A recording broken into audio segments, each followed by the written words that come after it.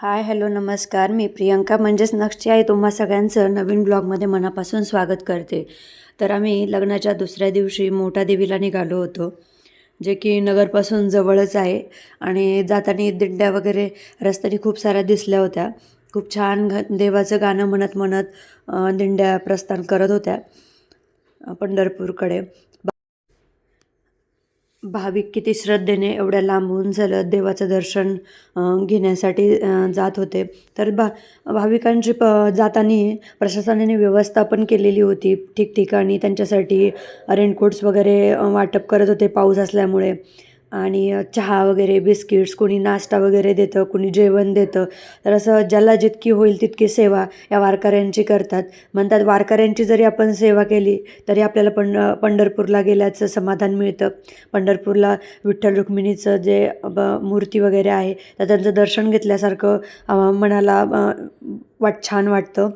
तर सगळीकडेच जसं जमेल तसं लोक वारीसाठी निघाले होते. खरं तर व्हिडिओ खूप लेट येत आहेत नेटवर्क इश्यू असल्यामुळे, आणि नक्षला पण बरं नव्हतं मध्यंतरी. तर त्यामुळेच खूप व्हिडिओ लेट येत आहेत. त्यासाठी सगळ्यांना खरंच मनापासून माफी मागते मी सगळ्यांची. आणि जातानीमध्ये आम्हाला घाट वगैरे लागला होता. खूप सुंदर दृश्य होतं. त्या दिवशी नेमका पाऊस नव्हता, नाहीतर पावसात घाटाचं वातावरण इतकं भारी वाटतं ना. पाऊस वगैरे पडतो आणि झरे वगैरे दिसतात रस्त्याच्या कडेने. करवंदाचे जाळे वगैरे पण आहेत या डोंगरांवरती. तर खूप भारी वाटत होतं. रस्त्याने देवीचे गाणे वगैरे लावलेले होते. नवरा नवरीला दर्शन करण्यासाठी आम्ही मोठ्या देवीला निघालो होतो. आणि सांगायचा एक किस्सा म्हणजे आम्ही जी गाडी घेऊन चाललो होतो तर त्याबद्दल मी थोडंसं नंतर सांगतेच. तर ते समोर पाहू शकता तुम्ही की देवीचं मंदिर दिसतंय. खूप उंचावर डोंगरावरती आहे. सध्या तर आता गाड्या जातात डोंगराच्या त्या मंदिराच्या दारापाशी. पण पहिलं खाली पायथ्यालाच गाड्या लावून चालत जावं लागायचं पायऱ्यांनी. तर त्यावेळेस पण खूप मज्जा यायची आणि खूप दुकानं वगैरे पण असायची साईडनी.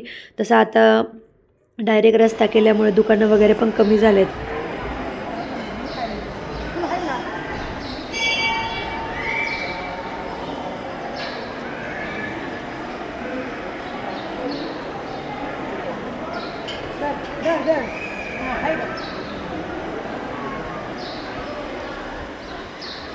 Next, come.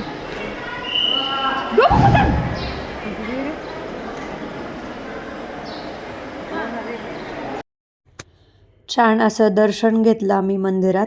गर्दी वगैरे नव्हती. आम्ही सोमवारी गेलो होतो त्यामुळं गर्दी वगैरे काही नव्हती. आणि पाहू शकता मंदिर तुम्ही किती छान दिसतंय बाहेरून. थोड्या वेळ बसून आम्ही परत माघारी निघालो. आणि जाताना नक्षनी खेळण्यांची दुकानं पाहिलेत आणि तो थांबवायला गाडी लावली नाही, असं कधी होतच नाही. तर थांबलो एका ठिकाणी आणि त्याला रेड कलरची बस पाहिजे होती. तर तीच बस वगैरे घेतली, प्रसाद वगैरे घेतला होता. आणि येताना आम्ही कणसं पाहिली होती उकडलेली. तर जाताना खाऊया असं म्हटलं होतं. तर येताना थांबलो होतो. मग छान अशी भाजून घेतली होती कणसं आणि त्याच्यात पातेल्यामध्ये उकडायला पण ठेवली होती. खूप छान टेस्टला लागत होती. हे स्वीटकॉर्न असतात, पण पावसाळ्याच्या दिवसात असे गरम गरम खायला खूप मजा येते. तिथं शेंगा वगैरे पण भाजून ठेवलेल्या होत्या आणि तसेच सालासकट विकण्यासाठी पण ठेवले होते. तर पाहू शकता नक्षा हातामध्ये जी गाडी होती ती आम्ही घेतली होती. कणसं वगैरे घेऊन गाडीतच खाल्ली आम्ही, उशीर होत होता म्हणून.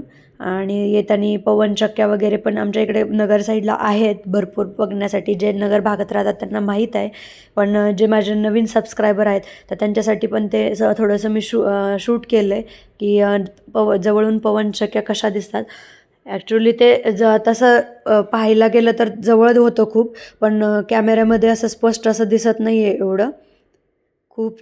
खूप एका लाईनीमध्ये आहेत आणि जोराचा वारा असतो त्यामुळं ते गोल फिरतात पण आणि वीज पण तयार होते. तर पाहू शकता खूप मोठे मोठे पाते आहेत आणि तिथे जवळच पवनचक्कीचे जे पार्ट्स आहेत त्याचं पार्ट्स तयार करायचा कारखाना पण आम्ही पाहिला होता जवळच. आता पाऊस इकडं नगर भागात तरी कमी आहे त्यामुळे एवढं हिरवगार वगैरे काही दिसलं नाही. काही काही ठिकाणी पूर आला आहे आणि काही काही ठिकाणी काहीच पाऊस नाही आहे. तर हा चांदबिबीचा महाल आहे, वरती आहे डोंगरावरती. आम्ही जी चुलत्यांची गाडी नेली होती तर त्या गाडीला एकतर हॉर्न पण नव्हता, त्याच्या काचा पण खाली होत नव्हत्या, AC पण नव्हता. तर खूप आठवणीत राहील हे आम्ही मोठ्या देवीला जाताना जी गाडी नेली ती कशी होती त्याबद्दल. आणि संध्याकाळ झाली होती आम्हाला घरी यायला. नक्ष असा बाबांच्या बैलगाडीत बसून खेळत होता. बाबा गावी असलं की नक्षची खूप मज्जा असते. दुखत होता, ताप होता तरी खेळत होता. बसला तू कुठं बसला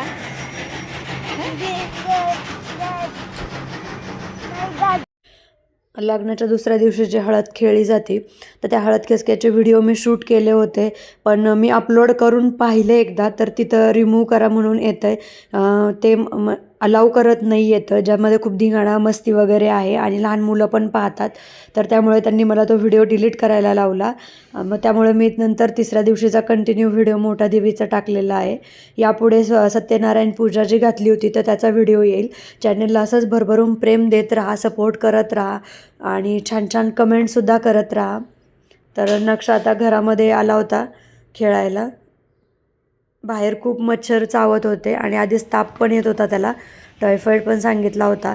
तर इंजेक्शन वगैरे घेऊन पण त्याचं खेळणं वगैरे चालू होतं, जास्त त्रास देत नव्हता. आम्ही जर इकडे पुण्यात असतो तर खूप त्रास दिला असता त्यांनी, पण गावाकडे होता म्हणून त्याला खेळायला मज्जा येत होती. त्यात नवीन टॉईज भेटले की मग तर अजूनच मज्जा होती त्याची. भेटून नवीन पुढच्या भागात. तोपर्यंत सर्वांनी काळजी घ्या. Bye bye. मोदीने मला फोन केला होता.